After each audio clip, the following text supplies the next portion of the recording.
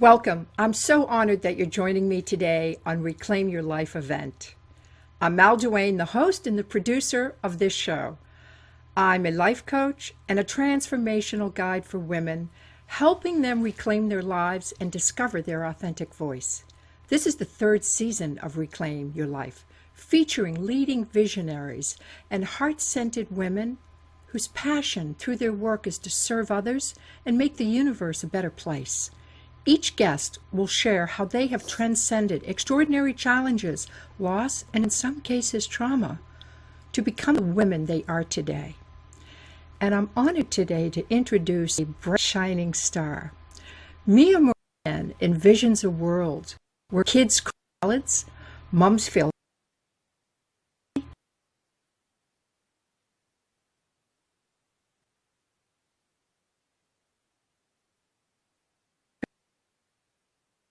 busy women to make simple changes for lifelong health and happiness and help their families to do the same. Mia created Stay Basic to help other busy moms learn to eat, clean, make family dinner happen 7 nights a week, and manage food allergies and healthy weight with ease. Stay Basic suite of planned simple products combines Mia's expertise in creating innovative print and digital products with her unique ability to motivate, inform, and inspire. Mia went from overweight and overwhelmed to energetic and blissful by mastering small, doable steps, one day at a time after her third child was born. Food can change everything. Ready for your first step? I know I am, Mia. How are you, girl? It's wonderful. I'm so good. honored. Oh, me too. I need to record you saying that more often. You know, everything you create is so beautiful. I've looked at your website and your fan page on Facebook, and the images are glorious. You're so talented. It's so inviting. So tell me, what inspires Mia today? Because obviously you had a challenge. You talk about the fact that you were not always healthy and a healthy eater, and you abused your body with food. So let's go there and have a conversation. Sounds good. So, so I guess food has always been somewhat of a thing, not in the same way.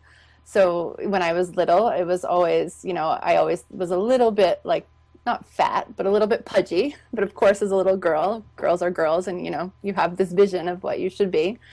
And so I always had that body image thing going on for sure when I was younger. But I never really connected it to food, oddly enough. I grew up in a house. We definitely enjoyed dinner together, but my mom wasn't necessarily a cook, and TV dinners came out when I was little, and microwaves came out, I think, were getting big, and we had one in our kitchen. And so the process of making food definitely wasn't something I was aware of when I was little.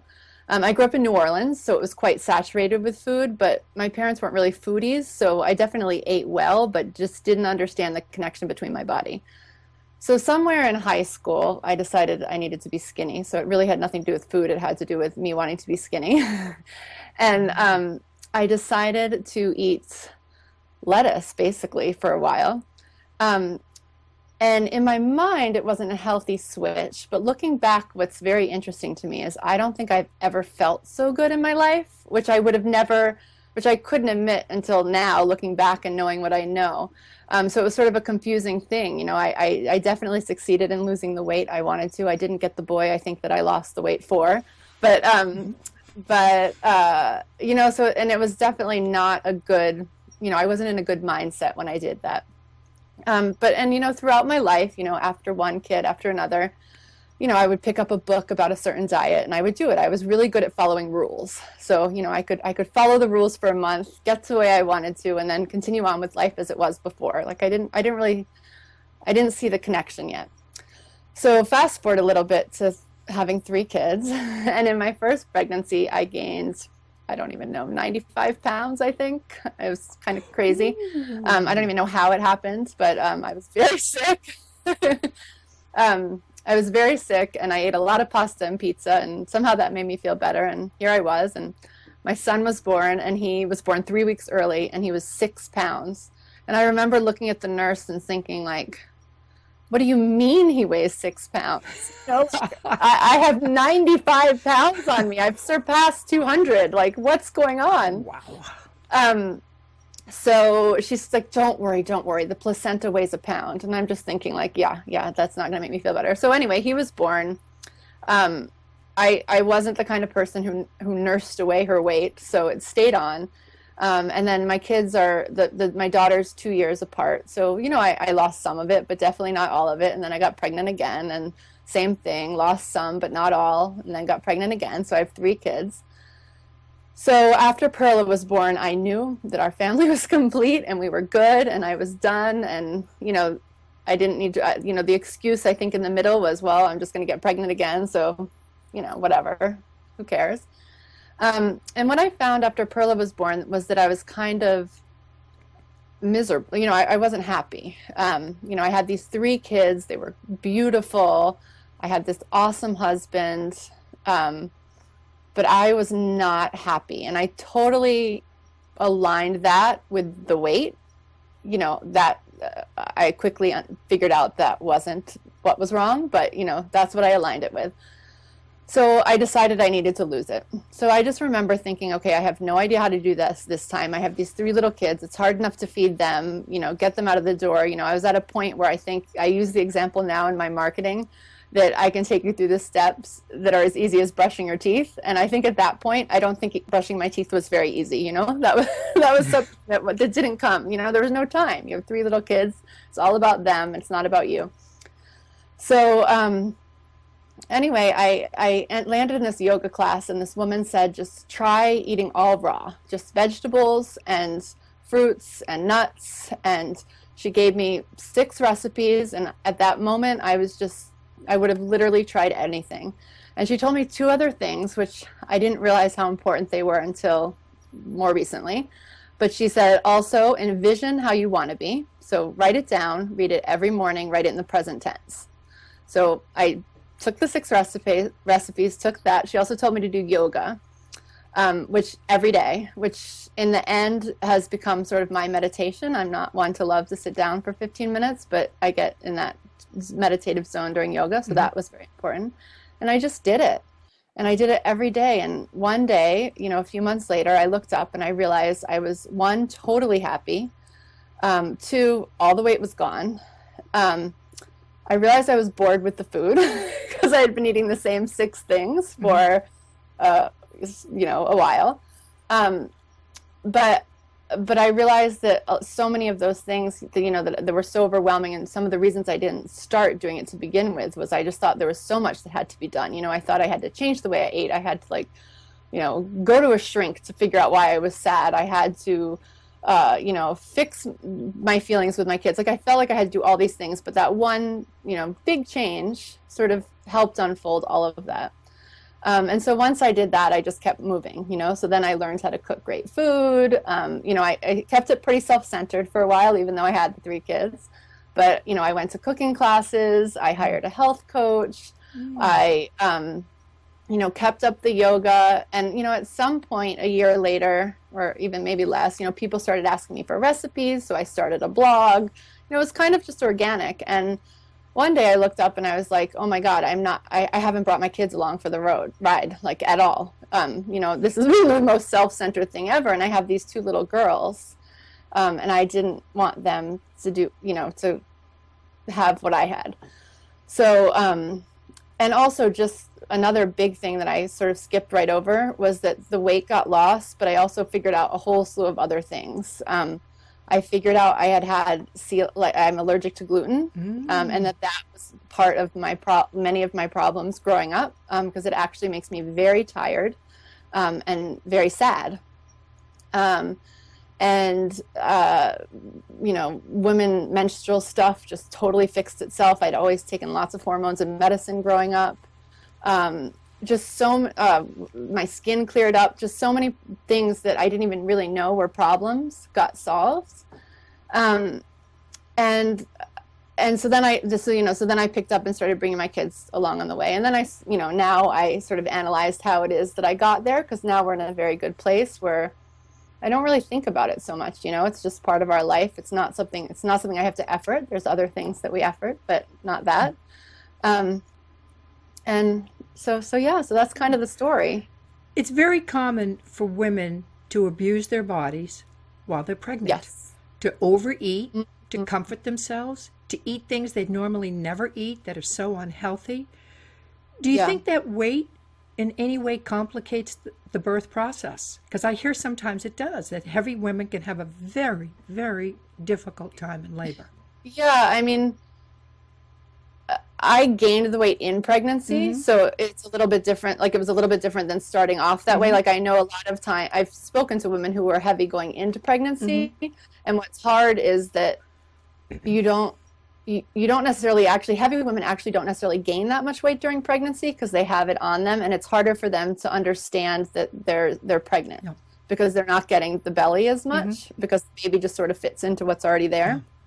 Um, and so I think that that's hard, and I'm a bad example of gaining the weight and having that be hard, because actually I had three very awesome births, Right. so that part worked out okay.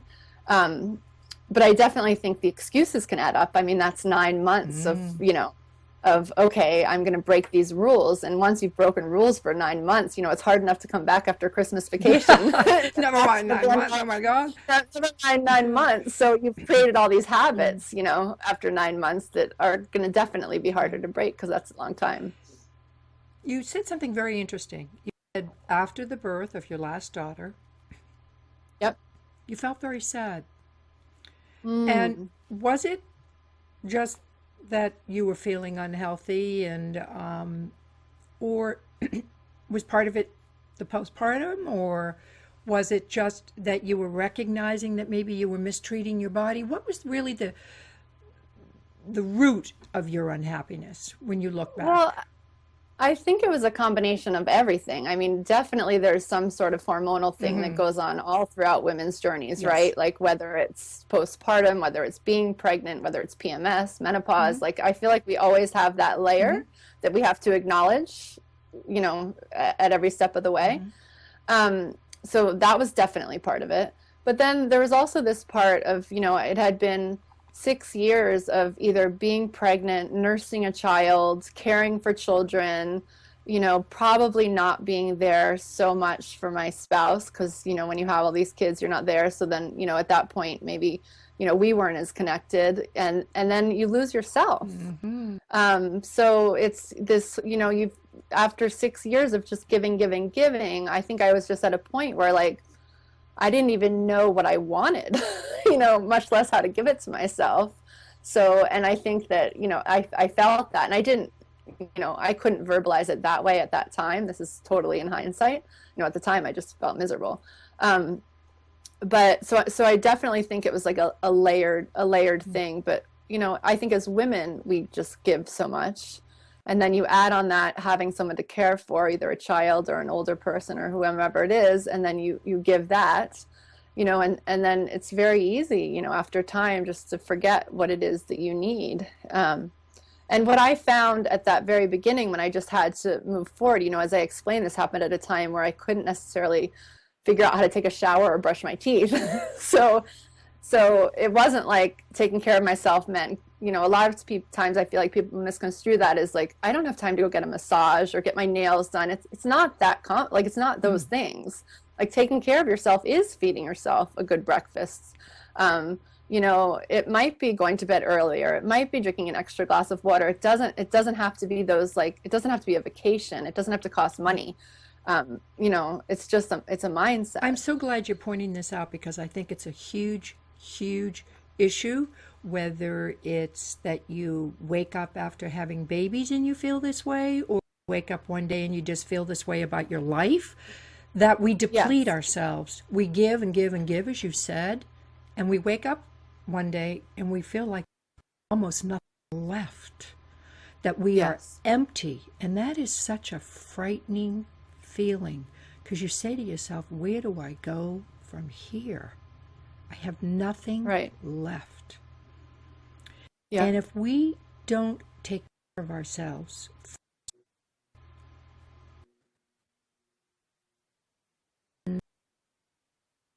Yeah.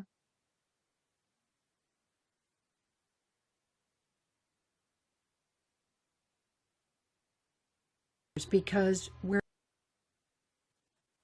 Yeah.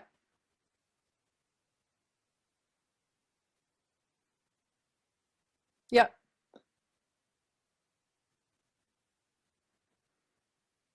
Yeah. And when no, you really, really don't. And one of the things that, well, two thoughts. One of the things that I always tell people when they're feeling really guilty about this is that if you really can't turn it back onto yourself, which I think sometimes it's hard to do right at that moment, one of the things I noticed was how, my kids were young at this time, so it didn't affect them as heavily at that moment. It did definitely affected my older child, but it immediately affected like my husband, my relationship with my friends, because I was showing up as a different person for them.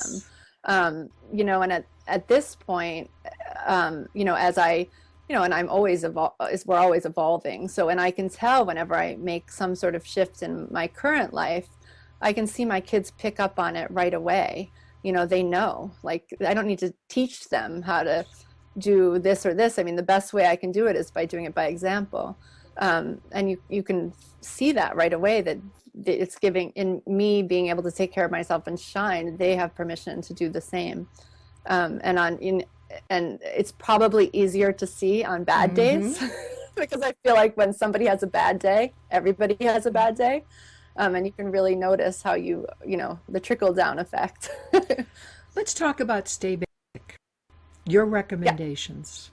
And I think another point that you brought up is the hormonal veil that women live under as we Mm. go through life. And it starts very Hmm. early in our life. We're 11, 12. Hmm. Yeah. Yeah.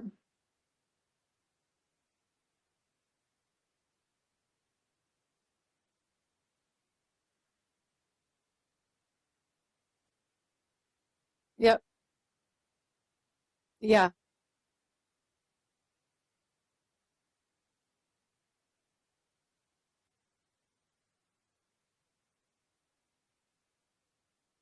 Right. Okay, so first of all, something you said caught my attention, which is knowing more about the food. And I actually think that's not somewhere where I would recommend people going too far.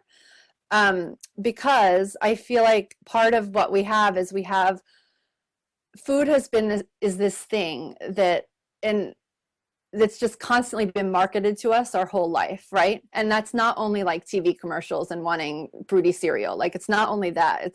It's everything from like most people don't realize that milk was actually an advertisement. It was a paid advertisement in the World War at the end of World War II. Um, and it had nothing to do with reality. We actually, as humans, don't need to drink milk. It's fine if you like milk and you want to have cheese, but we were never meant to consume this much milk. And think of that little advertisement and how it grew over time, right? So the fact that I walk into the pediatrician and he's like, "How many glasses of milk are your kids having every day?" And my kids now have learned to laugh because for two of them, it actually makes them sick. But so there's just and your mother tells you certain things and your grandmother tells you certain things. And then, you're a teenager and you're at this very impressionable age and you end up at a friend's house who tells you something and you kind of like just carry those things with you, not really knowing where they came from. But they become your beliefs, right? And so part of it is just really you have to shake that. And so that's where I feel like if you get a lot of knowledge right now, so I talk a lot about green smoothies, which actually happen to be all the hype right now. But I don't want you to believe because they're the hype that green smoothies are good for you. I want you to like drink them and experience it and feel how good Mm-hmm. that is. And so I think part of it and why I name my company the way it is just really getting back to basics, right? I mean, in the beginning, there was no factories that made cookies, you know, so it doesn't really matter if a cookie is gluten-free and sugar-free and whatever. It's still like you still don't know. You're still not up on the process that went into that. And it's not that you can't ever have those things, but once you really strip them out, you have this ability to like compare and contrast. So when you do have something that doesn't serve you, you know it. And whereas I think a lot of us come from this thing of going backwards and feeling like we have to take things out, but it's hard to know what to take out when it's so when there's so much, you know, congestion in there. So where was I going? Where was I going with this? Okay, so I think the easiest way is to really take it all out, and not, you know, and have that be fun, and really, you know, and really play with it. So, I mean, the biggest culprits are dairy, gluten, uh, soy, but I don't really want you to worry about that because if you're not having processed stuff, you don't need to worry about it, and sugar, right? So basically, if you're eating fruits, vegetables, nuts, and whole grains that are gluten-free, you're fine. So usually, you know, I hate saying all the no's because I think it's better just to have all the yeses. And I found I ate so many things when all of a sudden I couldn't eat anything in other people's eyes. I ate much more variety than I had ever had in my life, which was so surprising to me that, you know, there's just so many kinds of vegetables. Who knew? And, you know, meanwhile, I was going for variety in the cereal aisle and the granola aisle or whatever.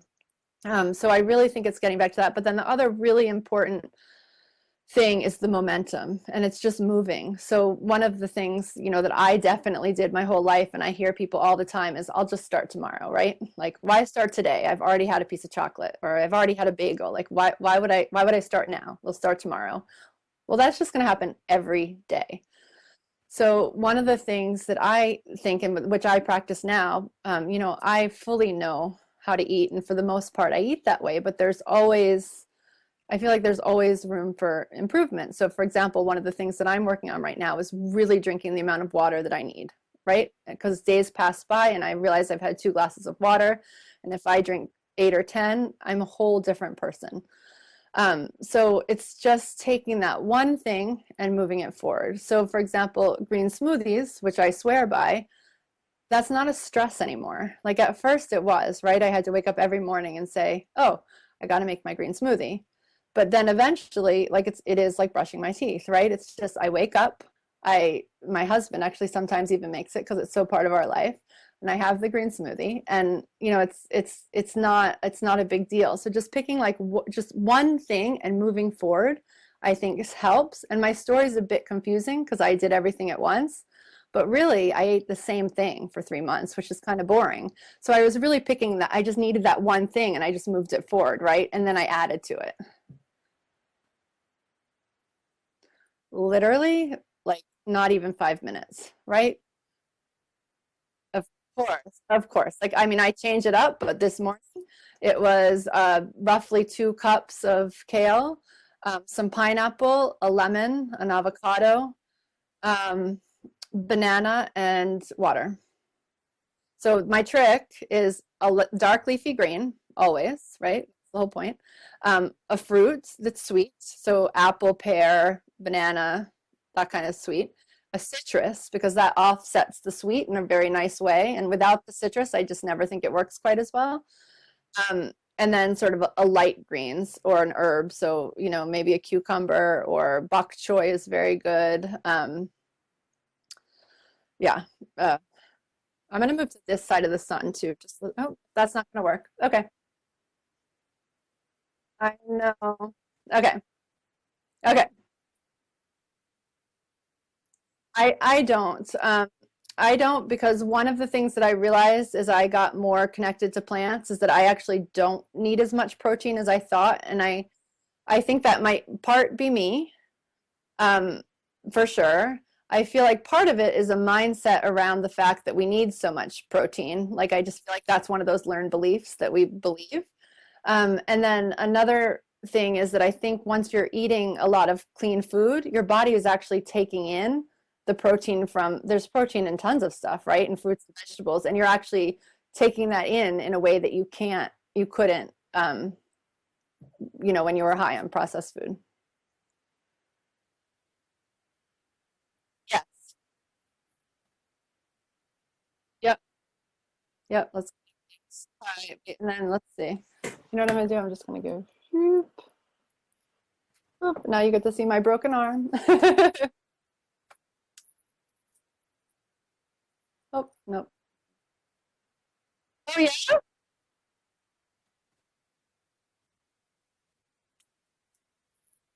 Oh, good.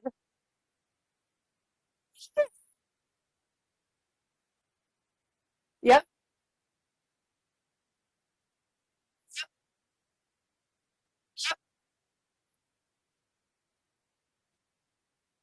And you like it. I think the reason that I suggest a lot of time in the morning, it's just that whole notion that if you feel like you've checked off those things early in the morning. So if you're somebody who's very busy and has a hard time figuring out, um, you know, all the things that you need to do in a day, and lunch might pass you by, that then you have that in your stomach leading up to lunch. But I mean, a lot of people say they just literally can't have it in the morning, and that but their weak spot is that time before dinner, where you're starving, and you're at that point you would eat the kids macaroni and cheese or whatever it was. So then I always say have it then, right? But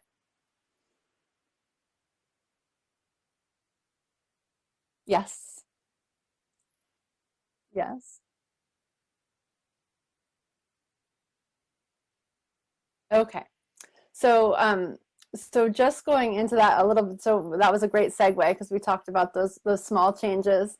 And actually, it's funny because I was listening last night, to a recording by Eben Pagan, who talks a lot about productivity, and he was saying that there's actually been numerous studies done on the fact that there's only so much attention like there's only so much we can do effort through in a day. We certainly can't effort through 8 to 10 hours of work, right? So if we really are keeping ourselves busy for that long in a day, we're not actually getting that much done, because that's not how our bodies work, and or our minds work, right? So but that you within a day, there's a lot of habits you have, and those don't take up that space. So if you ever have a habit, it's not taking up that efforting space, right? So the idea is that the more habits you build and fill the day with, like those things you're actually doing and are taking care of you, and you're not having to effort through them. So that was like great to hear that this is a study, because that's kind of what the 7 days is. So basically, the 7 days is the first 7 days of my longer 30-day program, which I'm giving, the 7 days are free. And it's basically just one doable change a day. And I start with the 7 that I think are totally doable by anybody, and that can make a huge, huge impact on your life. Um, and so we go through, like, literally, some of them are recipes, some of them are healthy habits, just sort of depends on the day. And you get that challenge, and then you get many different ways of how you could accomplish that in your life, whatever, tricks and strategies that will make it easier. And the idea is just to do them for that day. And what we found is that people pick up on, you're not going to add 7 new habits in a week, but people pick up on the ones that really make a big difference for them. And they repeat them because they're doable. And so, I always tell people, like, if you're at a loss, just keep repeating the 7 days, because they're all things that you should be doing every day anyway. So if you just keep repeating them, eventually they become that habit, and you kind of don't look back. So yeah, I'm so excited to get to your gang, and along with that goes a whole class that introduces the whole thing, so that you're not left hanging.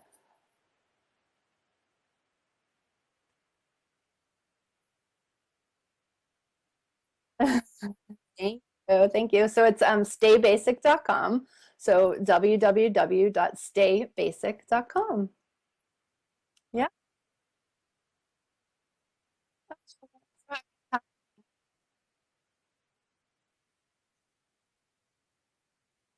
Thank you.